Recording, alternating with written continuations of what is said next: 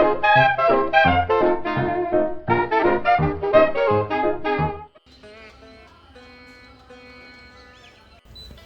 guys, hello மக்களே, வணக்கம், வந்தனம், நமஸ்காரம். Welcome back to our channel Bhojanam. நம்ம இன்னைக்கு ஒரு சிம்பிளான வெயிட் லாஸ் ரெசிபி, அதாவது கொள்ளு வச்சு ஒரு ரசம் பண்ணலாம். கோல்டுக்கும் சரி, ஒரு வெயிட் லாஸ் பண்ணணும் அப்படின்னாலும் சரி, அது ஒரு கொள்ளு ரசம் எப்படி பண்ணலாம், ரொம்ப சிம்பிள், ஈஸியாக பண்ணிடலாம். ஸோ நான் என்ன பண்ணியிருக்கேன், ஒரு குட்டி லெமன் சைஸ் சின்ன லெமன் ஊற போட்டு வடிகட்டி எடுத்து வச்சுருக்கேன். இந்த ஸ்பூனில் 2 ஸ்பூன் கொள்ளு, இந்த ஸ்பூன் 1 ஸ்பூன் மிளகு, இதில் ஒரு ஸ்பூன் ஜீரகம், கொஞ்சோண்டு கருவேப்பிலை, ஒரு 4-5 பல்லு பூண்டு வச்சுருக்கேன். இப்போ நம்ம இந்த கொள்ளை நல்லா வறுத்துண்டலாம். பேன் வச்சுட்டாச்சு. இது நம்ம இந்த கொள்ளை நல்லா கலர் மாதிரி நல்ல நைஸ் அரோமா வரும். நம்ம இதை வறுத்துக்கலாம். இந்த பக்கத்துலேயே தக்காளி, இதை நான் ஸ்டீம் பாதி வேக வச்சு மசிச்சிக்க போகிறேன்.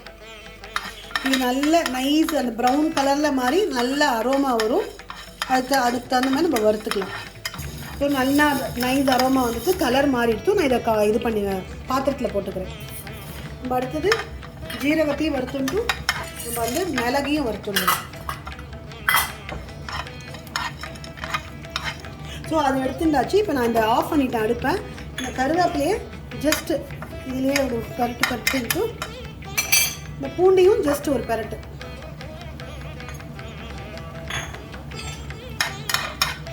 சும்மா ஒரு பாண்டியை ஒரு வதக்கிட்டு அதோட போட்டு குறைன்னு, ரொம்ப நைஸாக பவுடர் மாதிரி அரைக்க வேண்டாம், குறைன்னு அரைக்கணும். காமிக்கிறேன். இப்போது புளி தண்ணியை ஒரு உப்பு போடலாம். இப்போ இதுக்கு தேவையான அளவு உப்பு போட்டுக்கோங்க. இது நல்லா ஒரு கொதி வரட்டும். புளி தண்ணி நல்லா ஒரு கொதி வந்ததுக்கப்புறம் நம்ம அரைச்சிருக்கிறது காமிக்கிறேன். பாருங்கள், இந்த பாருங்க, அதாவது குறைன்னு அரைச்சின்னு இருக்கேன். இந்த மாதிரி அரைச்சிக்கோங்க. இது நல்லா புளி தண்ணி கொதிக்கிறது. நான் இதை தக்காளியும் வேக வச்சு நல்லா ஸ்மாஷ் பண்ணிவிட்டேன். இதுவும் ஒரு கொதி வரட்டும். தக்காளி போட்டதுக்கப்புறம் கொதி வருது. நம்ம இப்போ இந்த அரைச்சதை போட்டுடலாம். போட்டுட்டு நல்ல வாசனை, கமகமான்னு கொள்ளு. இந்த மிக்சியில் இந்த இதில் கொஞ்சம் தக்காளி தண்ணியை ஊற்றி, செமையாக இருக்குது.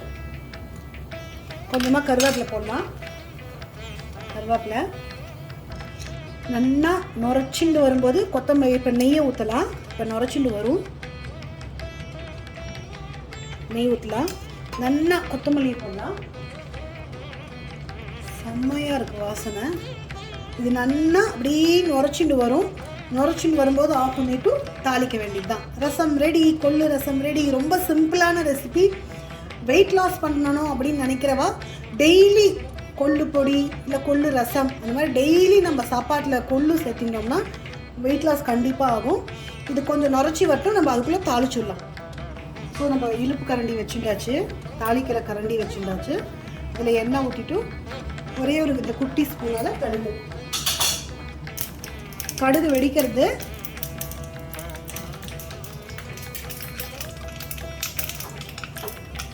இதை நம்ம ரசத்தில் அவன் தலையில் கொட்டிடுவோம்.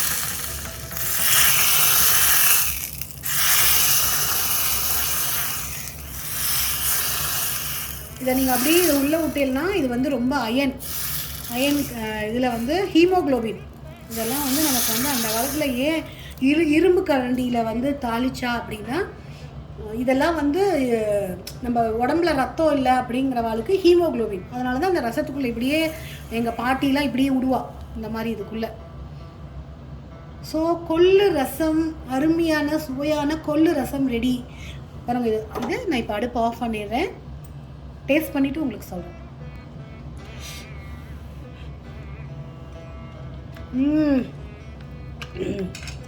எம்மியாக இருக்குது, எக்ஸலண்ட்டாக இருக்குது. நீங்களாமும் ட்ரை பண்ணுங்க.